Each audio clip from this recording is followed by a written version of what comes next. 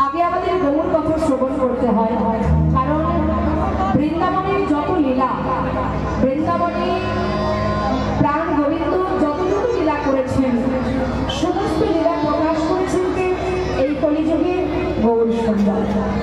তিনি না জানলে আমরা কোনোদিনই জানতে পারতাম না ভগবান কৃষ্ণচন্দ্র দাপর তিনি কি কি লীলা করেছেন। তাই তো শাস্ত্রে বলছেন যদি গৌর না হইতো কেমনে হইতো কেমনে ধরিতাম রে ওই রাধার মহিমা প্রেম রস এই জগতে জানা তোকে। তার মানে মা বৃন্দাবনের লীলা প্রকাশ করেছিল যে একজন গৌর সুন্দর কিভাবে করেছেন, কখনো কৃষ্ণ ভাবে বিভোর হয়েছে, কখনো বাস করেছেন। আর সেই সময় যে সকল মহাজন মহাপ্রভুর সঙ্গে থাকতেন, প্রভুর বদনে শ্রবণ করে সঙ্গে সঙ্গে লিপিবদ্ধ করেছেন, যার কারণে আজ আমরা পদাবলীর মধ্যে দিয়ে বুঝতে পারি যে প্রভু কি কি লীলা কোথায় কবে করেছেন। জয় রাধে, হরে কৃষ্ণ। ভাই বিভাগটা হালকা একটু জড়িয়ে দাও, কথা বলছি তো জড়িয়ে যাচ্ছে কথাগুলো। জয় রাধে, একদম ড্রাই করবে না, একটু রিভাব রাখবে। আবার যখন কোনো গানে যাবো তখন একটু রিভাব বাড়াবে, আবার কমাবে, বসে বসে কাজ করতে হবে। অবশ্য মহাজন বললেন, গৌর ভক্ত, যে ভক্তের কথা আজ আমরা শ্রবণ করছি, যিনি সর্বপ্রথম বাংলাদেশে এই কীর্তন করেছিলেন। তো বাংলাদেশে কোথায় করেছিলেন? খেতুরি ধামে, পদ্মা নদীর ধারে, দোল পূর্ণিমা রাত্রে ঠাকুর নরোত্তম দাস তিনি সর্বপ্রথম কীর্তন করেন। আর সেখান থেকে কীর্তন কিন্তু দিকে দিকে প্রচার হয়। তাহলে কীর্তন সর্বপ্রথম কে করলেন? না, কীর্তন সর্বপ্রথম করলেন কি? ঠাকুর নরোত্তম দাস। আজ মহাজনের সেই ঠাকুর কৃষ্ণ মহাজন বলছেন, শ্রীগৌরাঙ্গের দুটি পদ যার ধন সম্পদ, সেই জানে ভগবতী রসসার।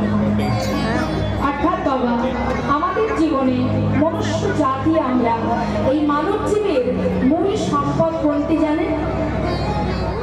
মূল ধন সম্পদ হলো এই পৃথিবীতে যা কিছু আছে এগুলো নয়, এগুলো আমাদের মূল ধন সম্পদ নয়, এগুলো আজ আছে কাল থাকবে না।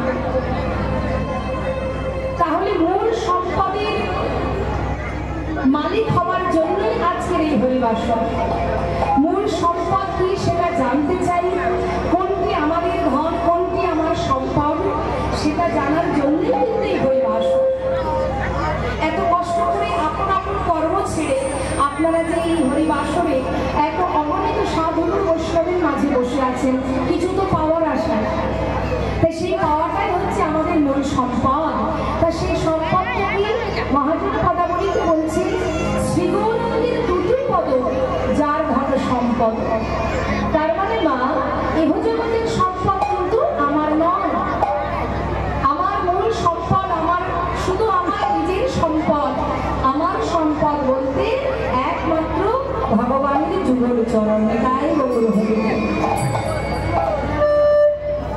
তার যুগল চরণ, সেটা হচ্ছে আমাদের ধন সম্পদ, সেটা আমার জায়গা, সেটা আমার ঠিকানা। এটা আমরা বুঝবো কখন?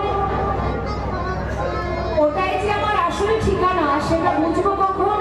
যখন তুমি তোমাকে চিনতে পারবে। যেদিন তুমি তোমাকে চিনতে পারবে, নিজেকে জানতে পারবে, আমি কে, আমার কেন মনে জানে তপত্রয়, ইহা না জানি জীবের হয়েছে হিত হয়। তোমার হিত তখনই হবে যখন তুমি তোমাকে চিনতে পারবে। আমি কে? আমি কে? হরে কৃষ্ণ। এটা আগে আমাদের জানতে হবে মা। এই যে সুন্দর দেহটা আমার আছে, এটা তো আর আমি নই। তাহলে আমি কোথায়? জয় রাধে, হরে কৃষ্ণ। মোবাইলটা হাতে নিয়ে কত সুন্দর গল্প করছেন আপনারা, তাও সামনে বসে। এই জন্যই তো আমাদের সমস্যাটা। সবাই এখানে বসে আছি, কিন্তু মন দিয়ে শুনছি কয়জন গুণে বলা যাবে। আপনি একটু আমার দিকে ঘুরে বসুন না, এদিকে ঘুরুন। হ্যাঁ, আগে জানতে হবে আমি কে, কি আমার পরিচয়। বলুন মা, এই দুটো হাত, এই হাত দুটো কি আমি? কি আমি? আমি নই। আমার হাত দুটি আমার, আমি কিন্তু নই। ভালো করে বুঝবেন, গভীর তত্ত্ব। এই হাত দুটো আমি নই, এটা আমার। চরণ দুটো আমি নই, এটা আমার। চোখ, কান, দেহ যা কিছু আছে, আমাদের যতগুলো ইন্দ্রিয় আছে, সবই কিন্তু আমি নই, এগুলো আমার। তাহলে আমি কোথায়? হাত আমার, পা আমার, চোখ আমার, মুখ আমার, আমি কোথায়? সবই তো আমার। তাহলে আমি নিতাই গৌর হরি বল। আমি অর্থাৎ সাক্ষাৎ চৈতন্য। যে আজ আমি এখানে দাঁড়িয়ে আছি কোন শক্তিতে? যে শক্তিটা আমি এখানে দাঁড়িয়ে আছি সেই শক্তিটাই হলো আমি। যে শক্তির জোরে আজ আপনাদের সামনে দাঁড়িয়ে কথা বলবার ক্ষমতা পাচ্ছি সেটা হলো আমি। যেটা দিয়ে অনুভব করা যায়, কষ্ট বোঝা যায়, খুশি বোঝা যায়, সেটা হলো আমি। যেটার মাধ্যম দিয়ে আজ আপনাদের সামনে দাঁড়িয়ে হাত নাড়িয়ে কথা বলছি সেটা হলো আমি, অর্থাৎ শ্বাস প্রশ্বাস, ওটাই শুধু আমি, আর সব মিথ্যা।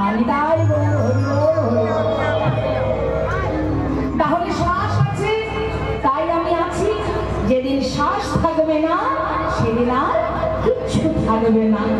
তাহলে সেই আমি যে আমার এই সুন্দর দেহটা দিয়েছেন ভগবান, যার দ্বারা সৃষ্টি এই প্রকৃতি, সেই প্রকৃতির সৃষ্টি আমাদের এই দেহখানি, এই দেহটা আজ আছে কাল থাকবে না। কি গো মা, থাকবে?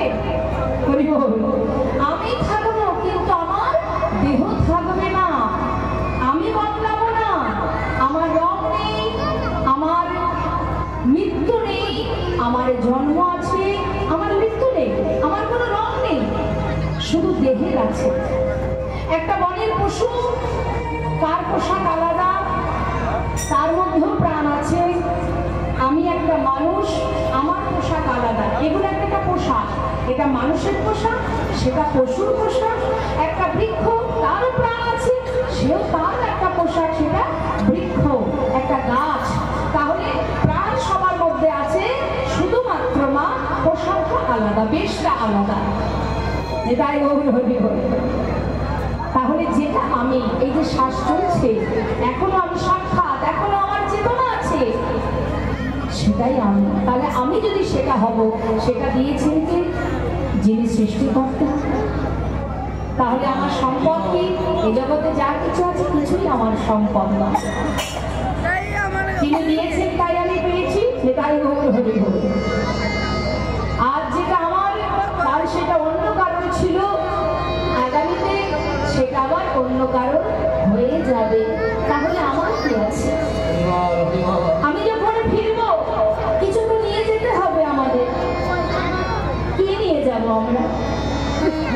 আর সেটা অর্জন করতে গেলে এই মনুষ্যকুলে দুর্লভ মানব জনম, কৃষ্ণ ভজনের জনম যে পেয়েছি আমরা, এই হলো উপযুক্ত জনম, কৃষ্ণ ভজনের জনম।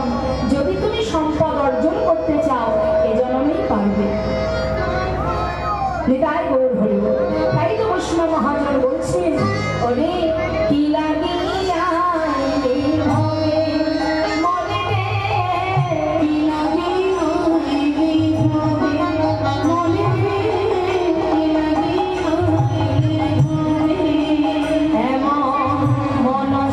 জনমে হরি না ভজিলে তেতো মানস হবে।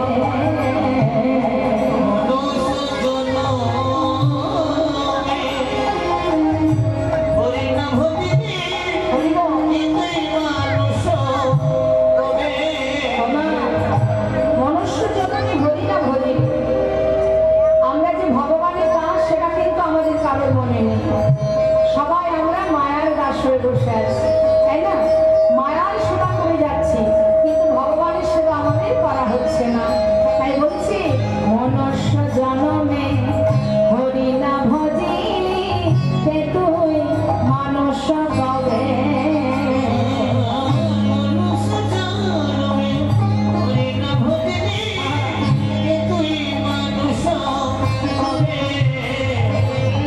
মানুষ আকার হইলে কি হয়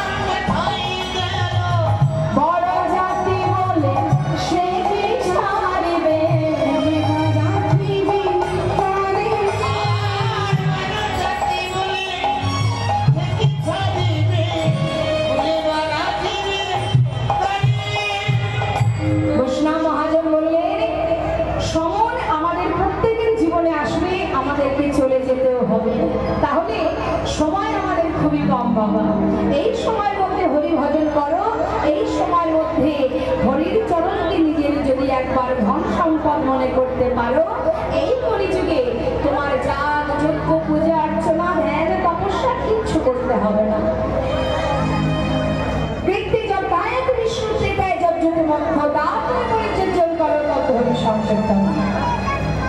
সত্যযুগে ছিল ধ্যান তপস্যা, যুগ যুগ ধরে ধ্যান তপস্যা করে তবেই ভগবানকে পাওয়া যেত। ত্রেতা যুগে ছিল যজ্ঞ করা, দ্বাপর যুগে অর্চনা, কিন্তু কলি যুগে শুধু হরিনাম মহামন্ত্র জপ করো। তাই গৌর হরি বল। তা আমি একবার একটু শুনতে চাই, আপনারা একটু হরিনাম করবেন আমার সঙ্গে, সবাই মিলে গাইবেন, আমিও গাইব আপনারাও গাইবেন, সবাই উচ্চস্বরে গাইবেন। যার কণ্ঠে যতটুকু সুর আছে, সুরের ভিতরে যেন কৃপণতা না থাকে, হ্যাঁ, একদম স্বতঃস্ফূর্ত ভাবে সবাই মিলে উচ্চস্বরে মহামন্ত্র জপ করবেন। আমি গাইব, শুনবেন, তারপরে আপনারা গাইবেন। কেমন? জোরে জোরে গাইবেন তো? হরে কৃষ্ণ। আরেকটি বিষয় হলো, মায়েরা দুহাত তুলে অনুধ্বনি করবেন, আর আমার বাবারা যারা আছেন, ভক্তবৃন্দ যারা আছেন, তারা দুহাত তুলে হরিধ্বনি করবেন। যখনই জয়ধ্বনি হবে সবাই মিলে দুহাত তুলে হরিধ্বনি আর অনুধ্বনি। কেমন? যারা আদেশন এই কিছু সময়ের জন্য মনটাকে অন্য কোথাও না রেখে একদম আমরা সবাই মিলে ভগবত কথা শ্রবণের জন্য যেন আমাদের দেহ মন প্রাণ সমস্ত ইন্দ্রগুলো যেন তার চরণে আমরা সঁপে দিতে পারি। কেমন? যারা শ্রবণাৎ মঙ্গলম, আপনি যদি শ্রবণ করেন তাতে মঙ্গল হবে, তবে শ্রবণটা ঠিকঠাক করতে হবে। যারা তা দুহাত তুলে সবাই মিলে একবার যারা দৃশ্য জানে নাই জয় করব। মাঝে মাঝে হাতগুলো ওঠেনি, দেখতে পাচ্ছি অনেক হাত ওঠেনি। এই তো হাত কেউ নামাবেন না, হাত তুলে আমার হাত তুলুন, হাত তুলুন, এইটুকু তুলবেন না, পুরোটা তুলুন। এবার হাতে তালি দিয়ে গাইবেন যারা এমন ভাবে হাতে তালি দেবেন আপনাদের হাতের তালেই আমি হরিনাম করবো। হ্যাঁ, যারা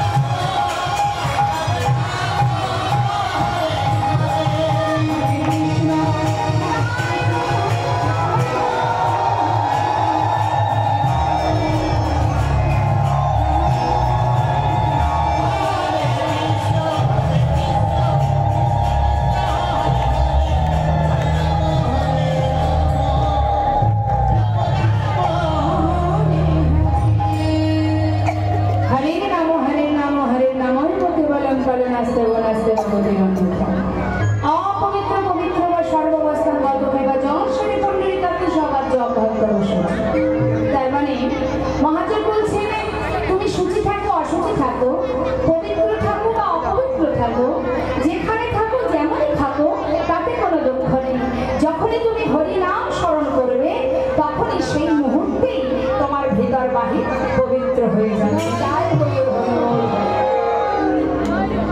আমাদের সময় তো খুব কম বাবা, আজ আছে কাল নাও থাকতে পারি। তাহলে খেলায় সময় নষ্ট না করে যখনই আমরা সময় পাবো তখনই আমরা বদলে মহামন্ত্র জপ করবো। তাতে কি হবে? দুই কাজ হবে, একদিকে সংসারে দায় দায়িত্ব পালন হবে, আবার নিজের কর্মটাও হবে। তাই তো মা? জানিতা জয়। শ্রীমতী রাধারানী তিনি আয়ানের ধরনী ছিলেন, সংসারে কর্ম করেছেন, রন্ধন করেছেন, কিন্তু মনটা কোথায় থাকতো মা?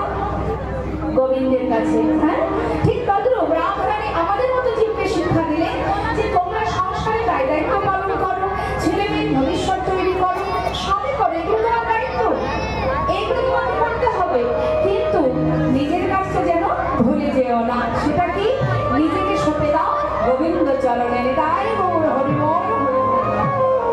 তাই আজ কৃষ্ণ মহাজন তিনি আমাদের মতো জীবকে শিখিয়ে দিলেন জীব আর কিচ্ছু করতে হবে না, শুধুমাত্র ভগবানের চরণকে নিজের সম্পদ মনে করো আর বদনে হরিনাম জপ করো। আর কি করবে? দুঃখটা বাড়ি পরিশ্রম করো। ভগবান যা রাধে। আচ্ছা, আমার মায়ের কাছে একটা প্রশ্ন করি, বলুন তো মা, কাউকে বশ করতে গেলে কি করতে হয়? ভালো একটা কথা বলে যান। কাউকে যদি আপনি বশ করতে চান, আপনার বশে আনতে চান, তাহলে কি করবেন? বলুন বলুন, কিছু তো বলবেন। কাউকে বশ করতে গেলে কি করতে হয়? ভালো ব্যবহার করতে হয়। আজকে ভালো ব্যবহার করছেন, কাল যদি একটু খারাপ দেখেছে আর থাকবে না। কাউকে যদি বশ করতে হয় তাহলে আগে দেখতে হবে বাবা যে তার দুর্বল জায়গাটা কোথায় আছে। যখনই আপনি তার দুর্বল জায়গা, দুর্বল স্থান খুঁজে পাবেন, সেখানে যদি আপনি প্রবেশ করতে পারেন, সে কিন্তু আপনার বশে চলে আসবে। তাহলে এই কথাটা বলার একটা কারণ আছে, সেটা হচ্ছে এই যে বিষয়টা আমরা জানলাম যে কারণ দুর্বল জায়গায় যদি আমরা যেতে পারি, প্রবেশ করতে পারি, সে আমার বশে আসবে। তাহলে ভগবানের দুর্বলতা কোথায়? গায়ে গোবর হরিব। তাকে যে আমার বশে নিয়ে আসবো, তার দুর্বলতা কোথায় আছে? দুর্বল আছে? দুর্বল জায়গা আছে তার? আছে। ভগবান সব সইতে পারে, কোন ভক্তের চোখের জল তিনি সইতে পারেন না। তাই গৌর হরিব। জীব যদি দুঃখটা নয়নবাড়ি পরিশ্রম করে, ধন ঐশ্বর্য দিয়ে পাওয়া যায় না ভগবানকে, অর্থ দিয়ে পাওয়া যায় না বাবা, তাকে পাওয়া যায় দুঃখটা বাড়ি পরিশ্রম। একদিন দেবশ্রী নারদ এই কথাটা জিজ্ঞাসা করেছিলেন, হে প্রভু, জগতের জীব তোমাকে যে ভালোবাসবে, কিভাবে ভালোবাসবে, আর কিভাবে ভালোবাসলে তুমি তার ডাকে সাড়া দেবে? ভগবান বললেন, দেবশ্রী, কেউ যদি আমাকে একটা ফুল দিয়ে ডাকে, আমি তার ডাকে সাড়া দেব, তবে ডাকার মতো ডাকতে হবে, তার ডাক যেন আমার কর্ণে পৌঁছায়। দেবশ্রী নারদ বলছেন না যে প্রভু, যদি তার কাছে ফুল না থাকে তাহলে সে কি করে ডাকবে? ভগবান বললেন, তাহলে একটি তুলসী পত্র দিয়ে। দেবশ্রী নারদ বললেন, প্রভু, যদি সেটাও না থাকে? ভগবান বললেন, তাহলে এক ঘন্টা গঙ্গা জল দিয়ে যদি ডাকে, আমি সাড়া দেব। দয়াময়, যদি তার কাছে সেটাও না থাকে, মনে করো জগতের কোনো কিছুই তার কাছে নেই, পথের কামাল শুধুমাত্র, তাহলে সে তোমার কি করে রাখবে? ভগবান বলে, দেবশ্রী, আমার সন্তানের এই জগতে যদি কিছু না থাকে, আমি তো আমার সন্তানকে মূল্যবান সম্পদ দিয়েছি। প্রত্যেকটি জীবকে দুটি করে নয়নে দিয়েছি, তার মধ্যে দিয়েছি একটাই গঙ্গা, একটাই যমুনা। আমার সন্তানেরা, আমার ভক্তরা যদি আমার জন্য মাত্র দুঃখটা বাড়ি পারে, মাত্র দুপুরটা বাড়ি পরিশ্রম আমি যুগে যুগে সেই ভক্ত চরণের দাস যদি তাহার ডাক তার আর্তনাদ আমার ঘরে পৌঁছায়, আমি সেই ভক্ত চরণের দাস করব। ভগবানকে পাওয়ার জন্য এই কলিযুগে কোনো কষ্ট নেই। তুমি যেমনই থাকো শুধুমাত্র হরিনাম জপ করো আর দুপুরটা বাড়ি পরিষ্কার করো, দেহ মনো প্রাণ সঁপে দিয়ে যদি তুমি ডাকার মতো একবার ডাকতে পারো।